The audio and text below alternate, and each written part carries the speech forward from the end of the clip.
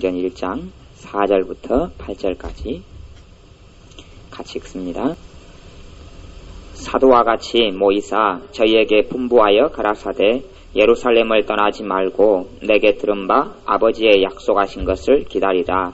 요한은 물로 세례를 베풀었으나 너희는 몇 날이 못되어 성령으로 세례를 받으리라 하셨느니라.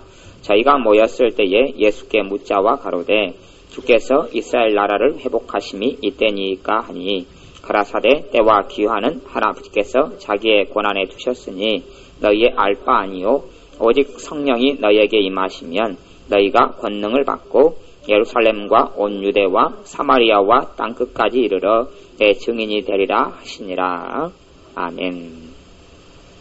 오직 성령이 너희에게 임하시면 너희가 권능을 받고 예루살렘과 온 유대와 사마리아와 땅끝까지 이르러 내 증인이 되리라. 그렇게 이야기합니다. 내 증인이 된다는 이야기는 하나님의 자녀로서 삶을 멋있게 산다는 이야기입니다.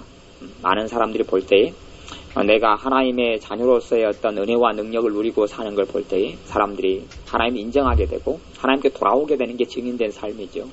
그냥 항상 그냥 전도만 하고 다니고 이런 것을 증인된 삶이라고 이야기하는 건 아닙니다. 그러면은 우리가 왜 결혼하고 가정을 이끌고 자녀를 키우고 직장생활을 하겠습니까?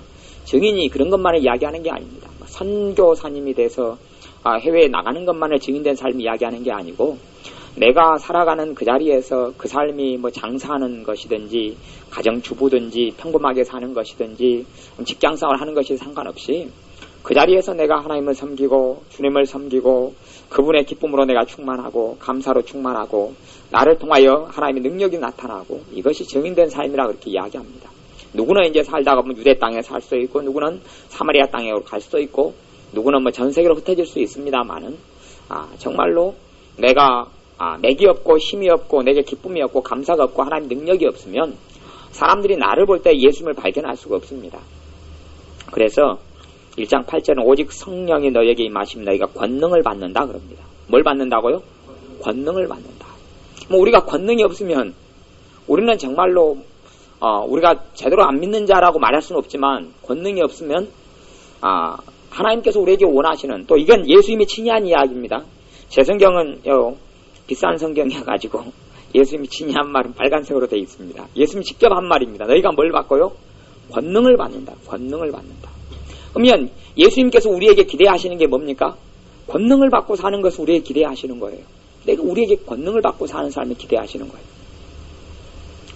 권능을 받는다 그러면 권능을 받았다라고 이야기하죠. 하나님 우리에게 권능을 준다는 이야기예요. 권능을 줘요. 우리가 권능을 사용할 수 있다는 이야기예요. 항상 그 권능이 작동하는 건 아닙니다만은 권능을 준다는 의미, 받았다는 의미가 있어요. 받았다 그러면 하나님이 가령 제가 온풍기 이야기를 꺼내 눈에 보이니까 그러는 거예요. 온풍기를 주셨다 그러면 온풍기는 이제 누구 거예요? 내 것이에요 이게. 대신 뭐는 따로 받아야 되냐 하면 기름은 따로. 기름은 우리는 돈 주고 사지만 기름은 이제 하나님께로 공급받아야 돼요. 그래야지 이것이 작동하는 거예요. 그렇지 않으면 작동 안 하는 이런 원리가 있어요. 그래서 은사, 능력을 주시면 그것이 내 것이기도 하고 내 것이 아니기도 하고 그런 요상한 일이 벌어지는 거예요. 내가 마음대로 그냥 이거 기름이 없어도 내가 물려가지고 쓰지 그러면 이제 안 되는 것이 작동이 안 되는 것처럼 하나님 우리에게 권능을 주시는 게 있어요. 너희가 권능을 받는다 그렇게 이야기하는 거예요. 여러분이 방언사 같은 경우도 여러분이 받아가지고 하면 방언은사를 여러분이 사용하잖아요. 방언기도 해야 되겠다 그러고 시작한 방언이 시작되고 하는 것처럼 우리가 하나님께 능력과 권능을 받아서 기대감이 많아야 합니다. 여러분이 신약성경과 구약성경의 하나님의 사람들 다 보십시오. 다 보십시오. 다 보면 그냥 우리는 어떤 면으로 보면 하나님을 섬기고 살아가는 삶을 좀 오해하고 있는 것 같아요. 상식적으로 문제가 좀 많이 있어요. 제가 제 자신을 보거나 한국 교회를 보거나 일상적인 믿는 사람의 삶을 보면 문제가 상당히 많이 있어요. 어떤 문제가 많이 있냐 그러면 하나님은 하나님의 자녀의 삶이 기적이 상식이 되는 삶을 원하시는 거거든요. 성경에 보면 하나님의 자녀들의 삶 가운데 능력과 권능이 나타나는 것은 하나님 보시기에 상식이고 예수님 보시기에 상식이에요. 그런데 그것이 일부 어떤 목사님들에만 기적이 나타나는 전유물로 인식한다거나 아니면 특별한 성인, 특별한 어떤 사람에게만 하나님의 권능을 주고 능력을 준다거나 이렇게 잘못 생각해서 믿는 사람의 삶이 정말 힘없고 능력 없고 하나님의 권능을 입지 못하고 살아가는 거예요. 인식 자체가 잘못돼 버린 거예요. 이 잘못된 어떤 성경 해석이 이 전 세계에 흘러와서 지금은 이제 그것이 거의 깨졌습니다만은 뭐 1970년대까지는 그렇게 성경을 해석했어요. 기적은 끝났다. 기적은 끝났다 그랬어요. 병 치유는 없다 그랬어요. 그러니까 우리나라의 조영기 목사님이 병을 치료하고 하나님의 성령의 병 고치는 은사를 받아서 병을 치료하니까 사람들이 뭐라 그러겠어요? 이단이라 그러는 거죠. 그런 사람들이. 옛날에 현신의 권사님 같은 여자분이 권사님이 나와서 과부로서 혼자 사는 여자로서 자식을 두고 북한에서 전쟁이 일어나가지고 피난민을 와가지고 하나님의 능력을 받아서 병을 고치고 다녔어요. 그러니까 뭐라 그래요? 목사님들이나 이런 잘못 기적은 끝났다, 치유는 없다 이런 사람들 이단이라고 그랬단 말이에요. 근데 그걸 이겨내고 하나님의 사역을 했어요. 근데 그런 사람들 다 깔아놓은 거예요. 그런 과정을 거치면서 기적은 끝난 게 아니다. 하나님이 살아계신데. 그리고 지금은 이제 믿는 사람들이 은사를 받고 권능을 받아야 된다는 것이 점점 상시가 되고 있어요. 하지만 상시가 되고 있어도 아직은 많이 먼 것 같아요. 아직은 많이 멀었어요. 왜냐하면 그것이 기적이 상식이고 하나님의 역사와 권능이 우리의 생활 가운데 쉼없이 나타나야 된다는 것을 우리는 또한 인식을 안 해요. 그냥 인식을 안 하고 어쩌다가 나 정말 하나님의 기적이 필요할 때나 그런 게 나타날 거라고 생각을 하는 거예요. 그게 아니라 하나님께서 우리에게 원하신 삶이 기적이 상식이 되는 삶이에요. 우리의 생활 가운데 하나님의 능력과 권능이 자주 나타나기를 원하시는 거예요. 우리가 그런 삶을 기대하지 않고 그런 삶을 바라보지 않고 그런 삶을 꿈꾸고 그런 삶을 기도하지 않으면 이루어지지 않아요. 그러니 믿는 사람이요. 봐보세요. 여러분이 저는 이제 그런 경험이 있습니다. 무당들을 전도하러 다녔어요. 지금은 이제 점쟁이하고 무당하고 구분이 있습니다만은 옛날에는 별로 구분이 없었어요. 근데 무당들이나 이렇게 전도하러 가면요. 기도를 막 하고 들어갑니다. 그러면 저를 알아보는 무당이 있고 못 알아보는 무당이 있어요. 저를 알아보는 무당은 진짜예요, 가짜예요? 진짜 귀신 역사하는 사람들이고요. 진짜 귀신 역사에 귀신의 능력으로 무당 짓을 하는 사람이고 저를 못 알아보고 이제 복채 얼마 내놔라고 시작하는 사람은 그건 가짜예요. 그냥 배워서 돈 벌려고 하는 사람이요. 그래요. 그러면 진짜 무당들은요. 귀신의 능력을 자꾸 입으려고 그래요. 그러면 진짜 무당들은요. 귀신들이 가르쳐줘요. 사람이 오면. 알아맞힙니다. 그리고 사람을 그냥 그 귀신의 능력으로 딱 사람을 눌러버립니다. 그리고 자기 마음대로 꺾고 다녀버립니다. 근데 진짜 무당들은 한 달에 한 번이든지 1년에 몇 차례든지 간에 무당 집 앞에다 써놓습니다.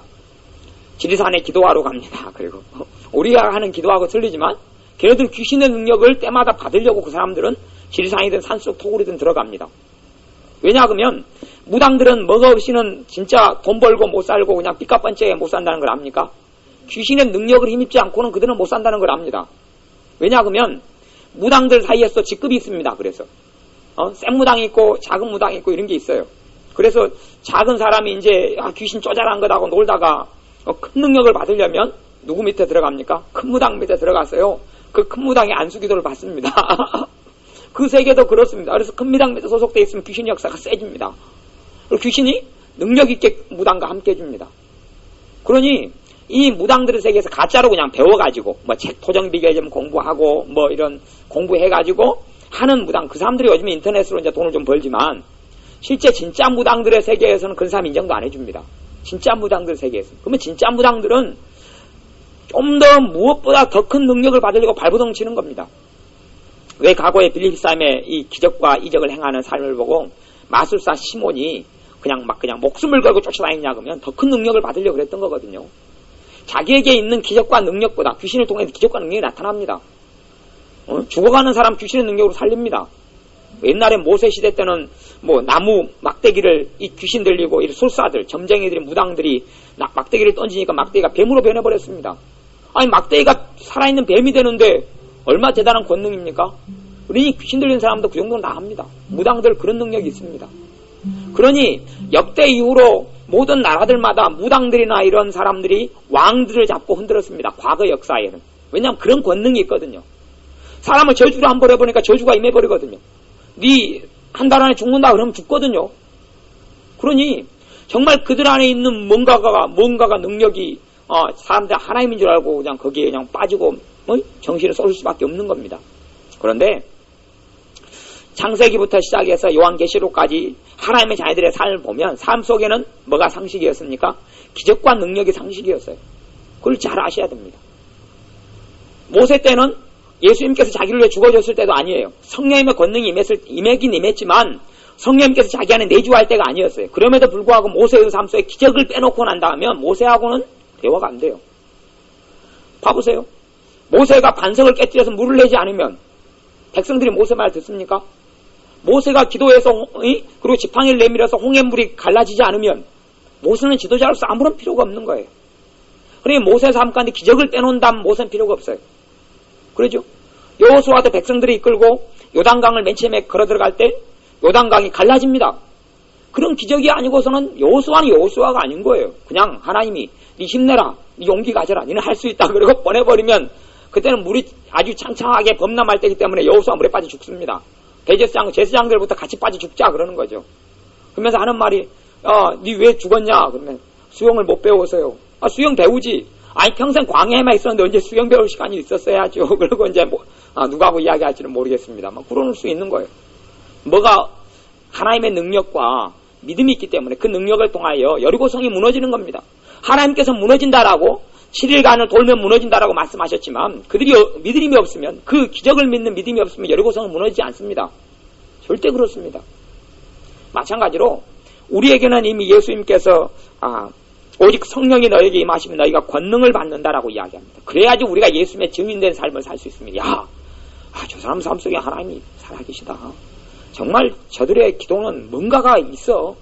이건 정말 틀리다. 이게 죄송한 사람들이 우리에게 기적과 능력이 나타나기 시작하면 사람들이 우리를 두려워합니다.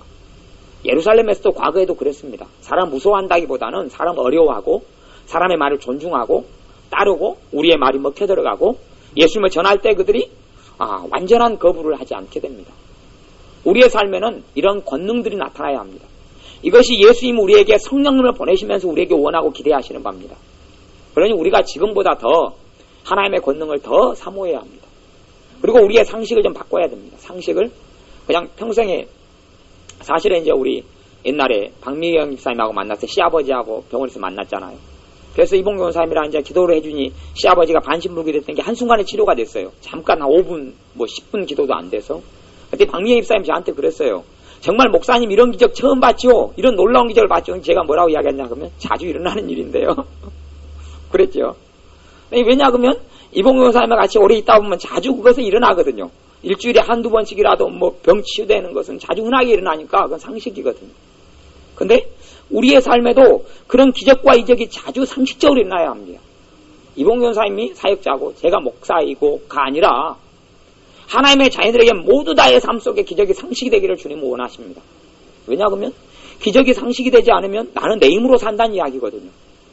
성령님의 권능 없이 나는 산다는 이야기니까 내가 얼마나 믿는 자로서 몇 걸 다 못 누리고 사는 불쌍한 사람입니까? 불쌍한 사람이에요. 방 안에 그냥 겨울옷을 잔뜩 쌓아두고 내복만 입고 추위에 그냥 떨는 사람이 될 수도 있는 거예요. 그러니까 우리는 하나님의 권능을 받아야 합니다. 말할 수 없어요. 현신의 권사님 같은 사람도 여자였었고 과부로서 자식들 끌고 와서 먹고 살 길이 막막했을 때 정말 죽기를 원했던 사람이 하나님의 권능을 받고 그냥 단순한 여자로 멈추지 않았습니다. 왜냐하면 하나님의 권능이 임하니까 병든 자가 기도를 통해 일어나는데 사람들이 가만히 있을 턱이 있습니까? 그리고 정말로 우리나라 한국에서 그냥 획을 그을 정도로 하나님의 능력 있는 사람으로 병을 치유하는 사람으로 살다 갔습니다. 그것이 현신의 권사님의 특별해서가 아니거든요. 특별해서가 아니고 주님이 특별하시고 주님께 권능과 능력을 받았기 때문에 그렇습니다. 더 우리는 더 주님의 기적을 더 많이 기대해야 합니다. 그리고 더 많이 기도해야 합니다. 그냥 내가 어떤 특별한 삶을 살 거기 때문에 그러한 나에게 권능을 주신다 그런 게 아니고 예수님께서는 성령을 받는 사람들에게는 성령님께서 임하시는 모든 사람에게는 권능이 같이 임하시는 걸 주님은 압니다. 그리고 그 권능을 행사하고 살기를 원하시는 겁니다. 사람이 시장이 된다 그러면 시장이 권세가 없습니까? 시장이 권세 있잖아요. 그 법의 테두리 안에서는요 정말 시장 마음대로입니다. 법만 어기지 않으면 시장이 임명할 수 있는 마음대로 임명할 수 있는 공무원도 여럿이 있고요. 시장 마음대로요. 우리도 마찬가지예요. 권능을 받으면 주님의 뜻 안에서 주님께서 원하시는 것을 벗어나지 않는다는 그 권능이 계속 작동을 하는 겁니다. 작동을 해요. 그리고 그 권능을 주님께 계속하여 권능의 기름을 공급받으면 그 권능은 역사하고 움직이는 거예요. 그래서 믿는 사람 안에는 하나님의 권능을 기도해야 돼. 그 권능을 성경에서는 이제 권능을 뭐 크게는 그렇게 분류하기도 합니다. 권세와 능력이다 이렇게 분류하기도 합니다만은 뭐 그렇게 분류하건 안 하건 간에 그것이 은사들의 형태로 나타나죠. 은사들의 형태로 나타나요. 그래서 하나님의 권능을 우리가 받고 살아가는 삶을 하나님께 구하여야 합니다. 우리의 생활에 권능이 있고 나타나야 돼요. 예수님의 제자들이 베드로가 권능이 없었다면, 예수님이 권능을 행하지 않았다면 누가 예수님을 따르겠습니까? 예수님이 잠들었는데 풍랑이 치는데 예수님 살려드세요. 예수님께서 바다야 잠잠해라, 파도야 잠잠해라. 그러니 파도가 잠잠해지고 사람들이 예수님을 볼 때 야 구줍니다라고 하는 거죠. 사도 바울이 전도할 때 누가 방해를 해요? 이 무당이 방해를 하나 해요. 그러니까 사도 바울이 그 자리에서 무당을 뭘로 만들어 봅니까? 장님으로 만들어 버려요. 이 못된 놈아 예수님의 이름으로 소경이 되어라. 소경이 돼서 앞으로 네가 지팡이 짚고 다니리라. 그러니까 그 장님 그 자리 소경이, 그 사람이 바로 소경이 돼 버려요. 그런 걸 통하여 전도했던 사람이 하나님께 돌아오거든요. 그러니 하나님의 역사가 이런 기적과 능력이 아니고서는 되지 않아요. 한 그레데 섬이라는 곳도 사도 바울이 빠져 있다가 그 섬에서 들어가 가지고 섬에서 장작불을 떼가지고 추위에서 이렇게 떨고 있는데 따뜻하게 하고 장작을 떼다가 나무 사이에서 독사가 튀어나와가지고 사도 바울을 물어버려요. 물어버리니까 이 원주민들은 그 독사는 뭐 몇 걸음 걷는 사이에 사람이 죽어버리는 맹독을 지닌 독사에서 원주민들은 뭘 믿냐 그러면 가장 극악한 하늘이 심판하는 죄인이 그 독사가 문다 그렇게 믿어요. 그래서 조금 있다가 이 물린 이 바울이라는 사람이 죽을 줄 다 쳐다보고 있어요. 정말 저 사람 악독한 죄인이구나. 다 기다리고 쳐다보고 있는데 이 바울은 자기를 문 뱀을 자기를 물었으니까 사도 바울도 성질이 나쁘잖아요. 안 성질하거든요. 그래서 자기를 물었으니 뱀에게는 뭘로 해버립니까? 그 자세한 건 모르겠는데 혹시 사도 바울도 그 뱀구이를 즐기지 않았는가 싶어 불에 던졌는데 먹었다는 기억은 제가 못 봤어요만은 던지 다음에 뭐가 있었을 수도 있죠. 특히 독사구이가 맛있다는 이야기는 들어본 것도 같는데 하여튼 그 불 속에다 던졌어요. 뱀을 죽였어요. 에? 뱀을 죽이고 이 원주민들은 기다려요. 이 사람이 죽는가 사는가. 그래 죽을 거라고 기대해요. 근데 한참 지나도 죽어요 살아요? 멀쩡해요. 그냥 멀쩡하고 자기 할 일만 하고 지나는 거예요. 그 권능이 나타나는 거예요. 그걸 보고 이 사도 바울이 하나님이 인정하는 거예요. 수없이 그런 역사와 이적이 일어납니다. 풍랑을 하고 가다가 풍랑이 자초돼가지고 죽게 됐어요. 사도 바울이 그 권능을 가지고 뭐라고 이야기합니까? 너희는 안 죽을 것이다 그래요. 하나님이 내게 어젯밤에 나타나셔서 너희를 내 손에 다 붙였는데 너희 생명에는 아무 지장이 없다라고 선포하고 그대로 다 이루어집니다. 그런 권능이 없이 어떻게 믿는 사람이 재미있고 하나님이 내 안에 살아계시다라고 말할 수 있습니까? 그렇지 없습니다. 성경의 역사를 아무리 다 훑어봐도요. 하나님의 사람이 엘리야가 능력이 없었습니까? 권능이 없었습니까? 심지어 엘리사 선지자는요. 엘리사 선지자 때보다 우리가 더 지금 좋습니다. 환경이. 이해하셔야 됩니다. 엘리사가 능력 받는데 가령 엘리사가 하나님께 권능을 받고 성령의 능력을 받는데 100이라는 힘이 필요했다. 100이라는 뭔가가 필요했다 그러면 우리는 열이나 하나도 안 필요해서 우리는 그만한 능력을 받을 수 있습니다. 엘리사 때는 예수님께서 자기를 위해서 안 죽었을 때고 우리는 죽었을 때이기 때문에 예수님의 거룩한 보혈이 있고 나를 위해 생명을 바친 주님이 계실 때하고 엘리사는 그게 없었습니다. 엘리야도 그게 없었고. 그러니 우리가 훨씬 더 기적에 의한 삶이 상식이 되는 삶이 되어야 합니다. 구약시대 엘리사 선지자는 얼마나 그 능력이 대단했는가 하면 사람을 죽여서 무덤 속에 가둬서 사람이 죽었습니다. 시체가 됐습니다. 그리고 이제 사람이 썩어가는 거죠. 뼈가 남는 거죠. 그런데 죽은 사람을 갖다가 예전에는 무덤이 흔하지 않았으니까 동굴 속에 무덤을 했으니까 엘리사 선지자가 죽은 시체가 그 안에 있는지도 모르고 이제 그가 뭐 시체가 있는 줄 알았겠지만 뭐 사람이 시체 얼굴에다 이름 써놓는 건 아니잖아요. 표시해 놓는 것도 아니고 죽은 시체를 가져다가 엘리사 선지자가 있는 무덤 속에 같이 던졌습니다. 왜 시체를 매장하려고 던졌어요. 엘리사 시체에 죽은 시체가 닿자마자 죽은 시체가 어찌 됐습니까? 살아났어요. 살아나버려. 왜냐 그럼 그 몸에 가 있던 뭐가 남아있어요? 하나님의 권능이 그 시체가 남아있는 거예요. 주로의 하나님의 권능이요. 능력 있는 사람은 그걸 인정합니다. 뼛속 마디까지도 능력이 임하였다는 걸 압니다. 지난번에 예전에 신디 제이콥스라는 그 여자 목사님의 기록을 안 봤습니까? 거기에 보면 옷에다가 안수기도로 해가지고 옷을 보내요. 예수님의 이름으로 권능이 임할지에다 보내요. 그러니까 옷 속에가 뭐가 들어가 있습니까? 하나님의 권능이 들어가 있어. 권능이 들어가 있어서 옷을 겪는 사람이 입히면 치료돼 버리는 거예요. 입히면 치료돼 버려요. 뭐요? 그만한 권능을 그 신디 제이콥스라는 여자분이 받았기 때문에 그래요. 나중에 여자분이 이제 아직 목사님이 되고 안수를 받습니다. 그리고 지금 세계적인 일을 하고 있습니다. 지금 사람입니다. 지금 사람인데, 그래, 권능을 받았기 때문에 옷을 다 안수해가지고 옷을 소포로 보내요. 그러니까 옷 입고 치료돼 버려, 옷 입고. 심지어 어떤 사람은 화장실에서 옷 입고 그냥 헷갈하겠죠. 화장실에서 옷 입고 막 난리가 났다 그래요. 그러니, 옷 입으면 성령의 권능이 임하고 능력이 임하고 주님을 만나고 병이 치유돼요. 그걸 믿으셔야 합니다. 그게 얼마나 삶이 재밌겠어요. 우리는 양말을 선물로 보내, 양말을. 냄새나 양말을 보내다 신으면. 주로 이제 성령의 권능이 요 천에는 많이 남아있다 그래요. 천에는 기도하면. 그걸 천에는 기도하면 그 능력과 권능이 나타난다 그래요. 그러니 엘리사 선지자의 죽은 시체에도 능력이 있어서 권능이 그 안에가 있기 때문에 그러는 거죠. 그 안에가 엘리사 선지자의 죽은 뼛속에가 죽은 어떤 그 썩어가는 살점 속에가 능력이 있는 거예요. 때문에 죽은 사람을 던지니까 살아나는 거예요. 엘리 야선지자 같은 경우는 겁이 많았습니다. 겁이 많으니까 엘리 야선지자를 잡으러 군인들이 왔습니다. 군인들이 오니까 겁이 많아서요. 뭘 선포해버립니까? 내가 하나님의 사람이겠는데 하늘에서 불이 떨어질 것이다 그럽니다. 불이 떨어져가지고 잡으러 온 사람 다 타지 죽어봅니다. 왜냐하면 겁이 나니까. 겁이 많이 나니까. 또 사람들이 잡으러 또 옵니다. 왕이 또 군인을 또 보내가 잡으러 옵니다. 그러니까 또 뭐 해버립니까? 내가 하나님의 선지자이거든 불이 떨어져서 너희도 죽을 것이다 그러면 또 불타가 다 죽어봅니다. 뭐가 있으니까요? 권능이 있으니까요. 권능이 있으니까요. 권능이 있으니까. 하나님의 사람들은 권능을 기대해야 합니다. 아니 우리가 권능을 받지 않으면 누가 받으라는 이야기입니까? 우리가 받아야 합니다. 우리가 받고 그 능력과 권능이 나타나야 합니다. 삶 가운데 권능이 임하면 사실은 그때부터 믿음의 선포가 가능해요. 권능이 없는 사람이 예수 믿는 파도에 잠잠할지어다 비가 내릴지어다 그러는데 권능은 안 받았는데 그게 돼요 안 돼요? 안 돼요. 그 선포할 때는 믿음도 없어요. 믿음도 없어요. 정말 권능이 임하면 이제 그때부터는 입안이 근질근질하다 그럽니다. 권능이 임하면. 그러니까 지난번에 갔던 유영모 목사님인가는 막 그 권능이 임하니까 죽은 사람도 그냥 살릴 수 있을 것 같아서 나중에 죽은 사람을 그때는 이제 이야기를 안 했습니다만은 죽은 사람 시체에도 가가지고 막 명령하고 했는데 안 살아나더라 그래요.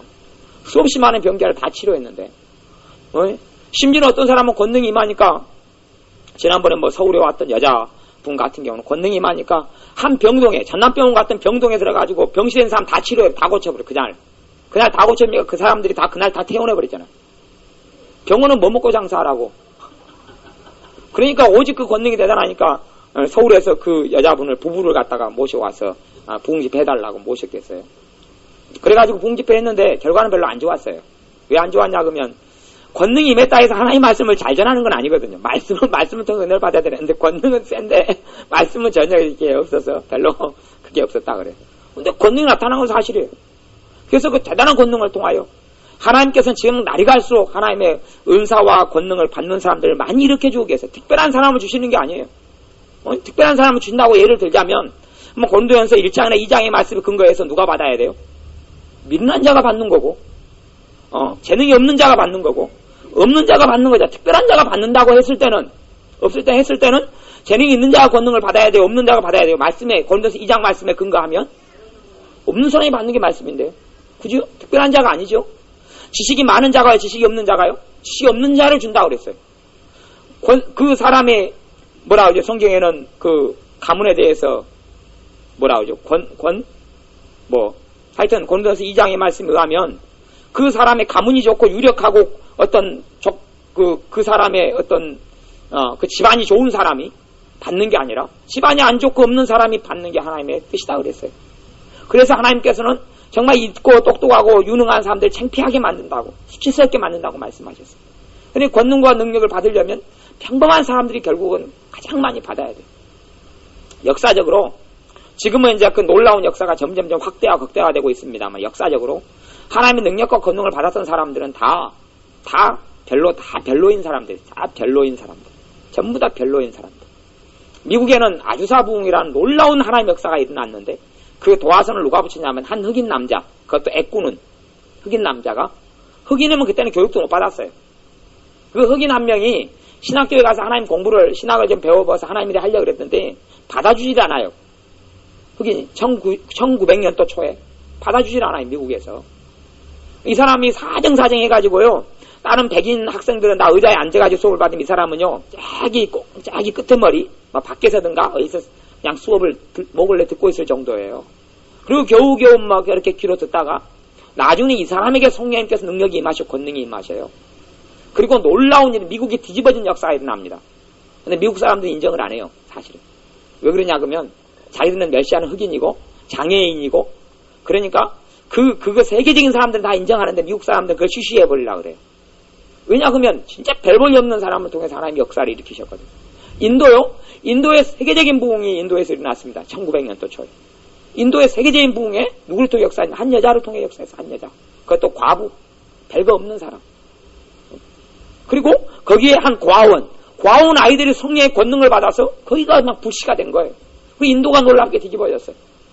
다 하나님의 역사를 보면요. 다 평범한 사람들이고 평범보다 못한 사람들이 다 그 주인공이에요. 그리고 갈수록 하나님에 대한 권능을 믿는 사람이 하나님께 통로로 사용하죠. 우리의 생각과 삶 속의 기적이 상식이 되는 믿음이 있어야 합니다.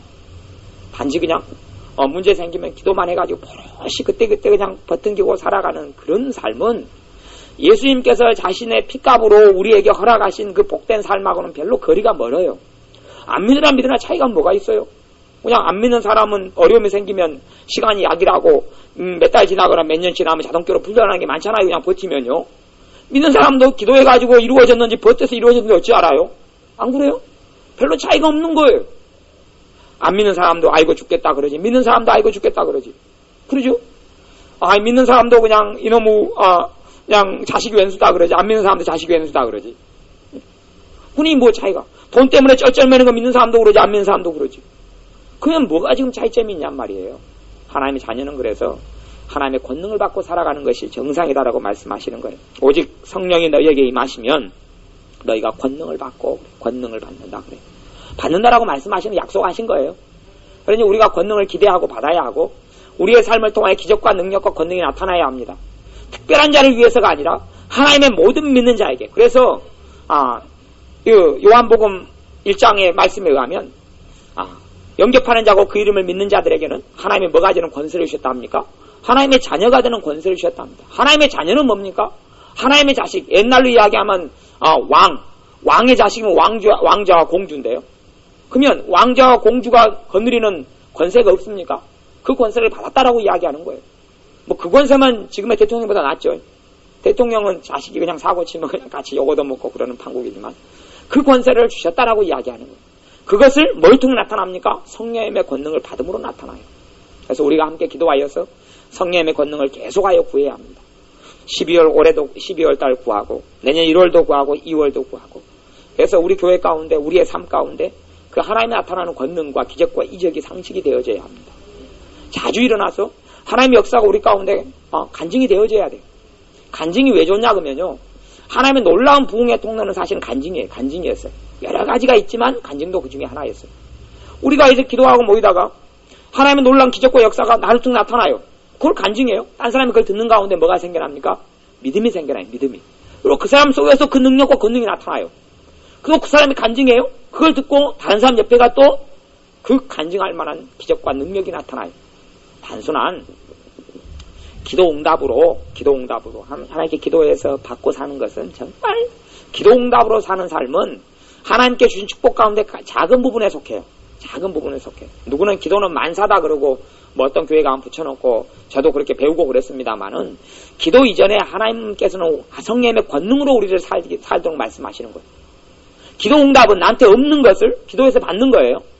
없는 걸 받는 것하고 하나님의 권능이 나와 함께해서 하나님의 권능과 하나님의 능력으로 사는 것하고는 다른 거예요. 다른 거예요. 권능이 없는 사람이 기도해서 응답을 받으려고 그래요. 사실은 그래요. 하나님의 권능이 있으면 하나님이 나와 함께 한다는 이야기잖아요. 함께 하는데 뭐 특별히 기도하고 구할 필요가 없죠. 함께하는 주님과의 교제만 이루어지면 되는 것이니까. 아이고, 내와 그 권능으로 주님이 함께 해주시고 내 안에서 함께 해주시면 문제가 생기면 문제야 저리 물러가라. 나와 함께 주님이 계신다. 선포하면 문제가 무너지는 것이고 주님이 자기와 함께 안 계시고 권능이 없어요. 받은 권능이 없어요. 그럼 문제의 산에 막혀 있으면 문제를 향해서 그냥 울고 탄원하고 지금 어쩌면 좋냐고 그냥 발버둥치고 40일도 기도하고 그래가지고 이제 문제가 이제 하나님의 기도 응답을 해결될 수는 있죠. 또 그런 문제가 생기면 또 발버둥을 치는 거예요. 또 40일 금식이 안 되면 또 그냥 60일 금식하고 발버둥을 치는 거예요. 아니면 뭐 3년 1,000번째 예물 그래가지고 3년 작정에 성금을 내는 거예요. 그거 하나 해결하려고. 뭐가 없으니까 그럽니까? 권능이 없으니까 그래요. 아니 1,000마리 번제물을 잡아가지고 솔로몬이 들여서 답을 얻었으면 그랬으면 솔로몬보다 우리가 나은 시대에 살고 있거든요. 솔로몬은 자기의 주님이 없어요. 자기가 섬기는 하나님은 계시지만 자기를 위해서 피를 흘려준 예수님은 없어요. 솔로몬은.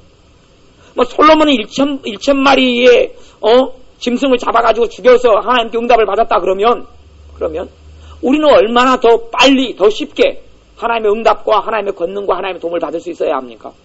그 차이는 말할 수 없어요. 단지 구약처럼 솔로몬이 이래가 응답받았으니까 여러분도 그렇게 해라 그러면 그 사람은 구약이 살아야지 몰라 신약이 삽니까? 예수님이 없었을 때하고 있을 때하고 내 주님이 있을 때하고 없을 때 똑같다면 구약이 살아야지요. 우리는 예수님께 십자가에 죽으시고 부활하셔서 하나님 우편에 계심으로 성령님을 우리에게 보내주셨어요. 우리가 성령님의 권능을 의지하는 한은 우리에게 권능을 주시고 그 권능을 통하여 살 수 있게 하시는 거예요. 내게 없는 지혜를 주시고 내게 없는 지식을 주시고 내게 없는 능력을 주셔서 선포하고 말할 때마다 내 말이 땅에 떨어지지 않도록 뭐가 임하면요? 권능이 임하면. 권능이 임하는 사람들은요, 권능에 따라서요, 말하는 것도 기도가 됩니다. 그래서요, 하나님께 특별히 기도하거나, 아니면 예수 이름으로 어쩌라고 명령하지 않아도요, 내가 사람한테 몇 마디 해놓으면요, 그 말이 땅에 떨어지지 않도록 주님이 직접 일합니다. 그 권능이 직접 일해요. 이병용사는 그런 경우 많죠. 기도도 하는데, 말하는데, 그게 말한 대로 그냥 되는 거예요. 왜냐, 그러면 권능이 있으니까 그래요. 권능이 있으니까요. 성령의 권능이 있으니까 뒷받침을 한단 말이에요. 내가 말하는데 그것을 하나님 앞에서 말이 되는 것처럼 되고 하나님께서 그것을 땅에 떨어지지 않게 해요. 하나님의 자녀의 삶이 아이고 그 사람의 말을 듣고 사람들이 아이고 당신은 거짓말하느냐 그렇게 말하지 않도록 해주신단 말이에요. 권능이 있는 사람의 말이가 그래요. 권능이 있는 사람은 말에도 권능이 실려요. 눈짓에도 권능이 실리고요. 누구는 그래도 권능이 좀 있으니까 사람을 쫙에서 보는데 그 사람을 뚜렷이 쳐다보니까 그 사람이 쫙 있다가 그냥 뒤로 뻥뻥뻥 자빠져 버려요. 물론 눈만으로 쳐다봐도 그래요. 권능을 받았으니까 그러죠. 권능을 받았으니까.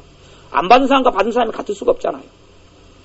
그래서 우리의 삶 속에 주님께 주신 권능을 안 받고 그냥 그걸 못 누리고 지금 내가 살아왔던 신앙생활이 전부다라고 착각하거나 아니면 지금 살아왔던 삶대로 그냥 앞으로도 계속 그 정도만 살아도 만족한다라고 착각하지는 마시기 바랍니다. 그것이 우리에게 주님께서 기대하는 삶이 아니에요. 우리가 그렇게 살아야 한다고 주님이 원하시지 않아요. 성경의 어디를 보십시오. 우리가 지금 예수님 믿고 살아가는 삶이 정답이고 우리가 믿고 살아가는 삶이 이것이 상식이다라고 성경이 어디가 이야기합니까? 사람들이 성경을 몰라도 너무 모르는데 저도 그렇고 우리가 다 그렇고 성경을 너무 많이 곡해하고 있는 거예요. 예수님께 제자들에게 전도하러 보낼 때 가서 열심히 잘 설득해봐라 그러고 보냈습니까? 그렇지 않았거든요. 권능을 나눠줬거든요. 권능을 나눠주면서 병든 자를 고쳐라. 죽은 자를 살려라.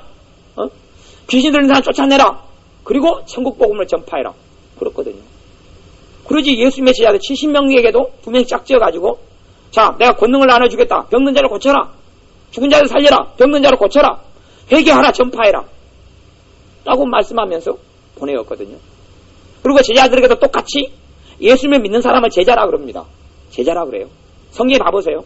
사도행전 1장, 2장부터 이제 그 역사가 나오는데 하루에 제자의 수가 몇 명 더 하더라? 3,000이 더 하더라. 뭐가 제자의 수가? 예수님을 따르는 사람을 그전에는 예수님에 대해서 12명만 제자라 그랬고 조금 지나면 70명만 제자라 그랬어요. 그러다가 나중에는 사도행전에 와서는 예수님을 믿는 사람을 다 뭐라 그래요? 제자라 그래요. 제자라 그래요. 다 돌아온 사람을 다 제자라 그래요. 예수님을 따르는 제자에게는 권능을 주시는 게 상식이고 그 권능을 통해서 살기를 주님은 기대하시는 거예요. 우리의 삶 속에 권능이 나타나시기를 기대해야 합니다. 우리의 기대치가 종지기밖에 안 되면 종지기밖에는 못 누리고 살아가요. 내 상식이 종지기에서 멈춰버리면 안 됩니다. 내 상식이 하나님의 상식도 아니고 내가 생각하는 것이 진리도 아니에요. 진리도 아니에요. 이렇게 그냥 우리가 지금까지 신앙생활을 하면서 많이 봐왔잖아요. 여러 교회 신앙생활도 하기도 했고 또 듣기도 했고 보기도 했어요. 내가 신앙생활을 내 스스로 하면서 많이 체험하고 보기도 했죠. 그것이 사실은 우리의 한계가 되어져 버린 거예요. 우리의 믿음의 한계가 된 거예요. 믿음의 한계예요. 믿음의 한계. 더 기대하지 않는 거예요. 그까지만. 그 한계가 넓어지려면 한 20, 30년 지나야지 좀 넓어질까요? 한 10년 지나야지 좀 넓어지는가요? 그건 안 되는 거예요. 우리 생각을 깨뜨려야 합니다. 성령의 권능이 임하면 임할수록 생각이 자동적으로 깨뜨려지겠죠. 뭐. 권능을 잡고 기도해야 합니다. 내 능력이 아니라 주님의 권능으로 살기를 다짐해야 합니다. 내가 하는 힘이 아니라 내 지혜가 아니라 주님의 지혜로 살기를 소망하고 소원해야 합니다. 사도 바울이 사도행전이나 고린도전서에서나 뭐라고 이야기하냐 그러면 고린도전서에서 내가 너희에게 전도했는데 사람의 말로 아니하고 뭘로 했다 그럽니까? 하나님의 능력으로 했다 그럽니다. 내가 너희에게 사람의 말로 아니하고 사람의 지혜로 아니하고 성령의 나타남과 권능으로 너희에게 복음을 전하고 전도했다 그렇게 이야기하는 겁니다. 하나님의 증명되는 방법은 아무리 뭐라고 논리를 이야기해도 별로 필요 없습니다. 논리든지 책은 요즘 세상에 너무너무 많아요. 사람들 불신자도 그렇고 우리 주변 사람도 그렇습니다. 하나님이 계시면 보여달라 그러는 겁니다. 보여달라 그러는 거예요. 하나님 계시면 설득하거나 책을 보여달라가 아니라 실제로 살아계신 분을 삶 속에 보여달라 그러는 겁니다. 보여주는 것은 뭘로 보여줍니까? 우리의 하나님께 받은 권능으로 보여줄 수밖에 없습니다. 병든 사람을 고치든지, 그죠? 아니면 안 풀리던 문제를 우리가 선포하고 명령함으로 풀려지든지, 그 사람의 마음속에 근심과 염려가 있는데 한번 명령하고 선포함으로 근심이 떠나버리든지, 그 사람이 두통을 사로잡혀 있는데 예수님 이름으로 내가 기도해 줄게요. 예수님 이름으로 두통은 떠나가라고 두통이 떠나든지, 아니면 그 사람이 또 자기 삶에 혼자만 간직하고 있는 아픔과 어려움이 있는데, 그걸 하나님께서 내게 가르쳐 주셔서 당신이 이러한 문제로 지금 남편 때문에 속을 썩이고 있군요. 하나님께 나오면 하나님께서 그걸 도와주신다 합니다. 자식이 지금 가출했군요. 자기만 끙끙대고 있는데 가출한 자식을 예수님께 돌아오면 예수님께서 3일 안에 돌아오게 해주신답니다. 선포하든지. 안 그래요? 하나님은 살아계신 걸 보여달라는 이야기예요. 우리가 그걸 기대해야 합니다. 우리가 그 삶을 기대해야 돼요. 성령님께서 강하게 임하실수록 자동적으로 각양각종의 은사들이 활동하기 시작합니다. 권능이 활동하기 시작해요. 그러면 하루하루가 신나고 재밌어요. 하루하루가 흥미진진합니다. 제가 그 삶을 사실은 지금은 그런 흥미진진한 삶을 별로 못 살고 있습니다만은 다시 이제 상식을 다시 기적이 상식이 되는 삶을 우리가 기대하고 고대해야 합니다. 제가 몇 년은 그러한 삶을 살았어요. 몇 년 동안은 살았는데 그러면 길 가다가도요 그 권능이 임하여 있으니까 가르쳐줘요. 사람에 대해서 성령님께서 가르쳐줘요.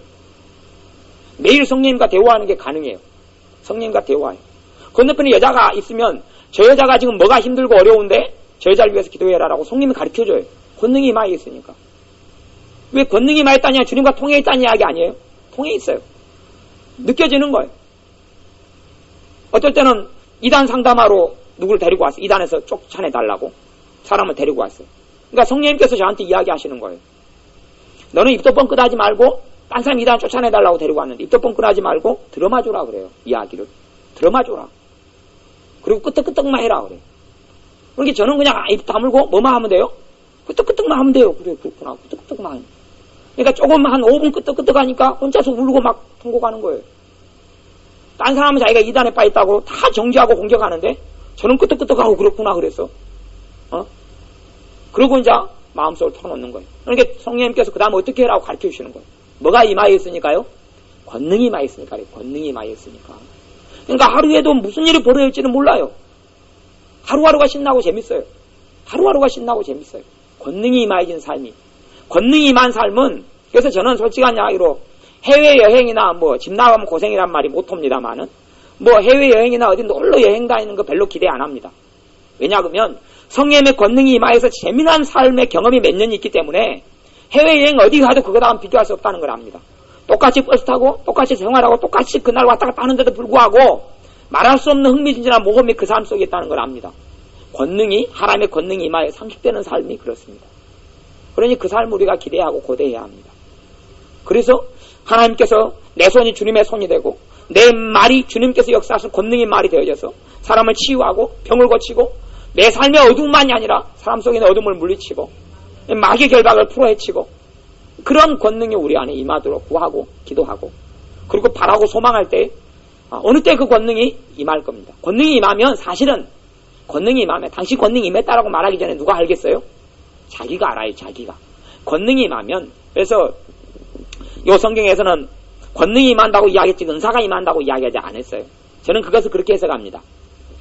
은사도 권능의 종류가 은사지만은 은사는 그런 거 같이 좀 강력하지는 저는 개인적으로 않다고 생각해요. 다시 이야기하면 어떤 권능 정도 되려고 하면 은사가 꾸러미가 나타나요. 꾸러미. 두세 개 정도는 합쳐져야지만이 권능으로 나타난단 말이에요. 방언의 은사 정도 임해가지고 권능이 나타납니까? 안 그러죠. 애언 은사 정도만 와가지고 권능이 나타납니까? 안 그러거든요. 애언 은사 정도 가지고는 강력한 권능은 없습니다. 가마력은 있고 좀 뭔가 있어도 권능이라고 말하기는 어려워요. 우리 유순자 하모님이 저 통역 은사가 있고 예언 은사가 있고 그다음 환상으로 봐버리거든요. 그러면 그 정도 합치니까 저 정도면 권능이라고 말할 수 있어요. 근데 이제 대상이 신자들이기 때문에 재미를 못 보는 거라고 생각해요. 저 은사를 전도로 끌고 가면 어찌 되겠어요? 재밌겠죠. 근데 그까지는 영역을 좀 안 넓혀서 좀 그건 이제 하여튼 연구해 보셔야 될 대목인데, 신자들만이 대상을 일주일에 하루를 불신자를 대상으로 간다 그러면 남편과 같이 송 목사님이랑 산책을 해요. 그러면 사람 보일 거 아니에요, 불신자가. 그러면 그 사람 마음에 숨은 것을 다 드러내버리고 이야기해버리면 뭐 얼마나 놀랍겠어요. 하나님이 살아계시다 그러죠. 그 자리 돌아오든 안 돌아오든. 그게 권능이 되는 거예요, 권능. 왜? 눈으로 봐버리니까. 눈으로 그 사람의 환경과 지금 뭐가 어려운지 뭐가 힘든지 어떻게 해결해야 될지까지 다 때로는 보이니까요. 그게 권능이에요. 그런 권능을 우리에게 달라고 하셔야 됩니다. 내 능력으로 사는데 인생의 열매가 얼마나 있습니까? 솔직한 이야기로. 우리의 능력이라는 게 뻔한데요. 우리가 가진 돈이라는 게 뻔하고 우리가 가진 재능이라는 게 뻔하잖아요.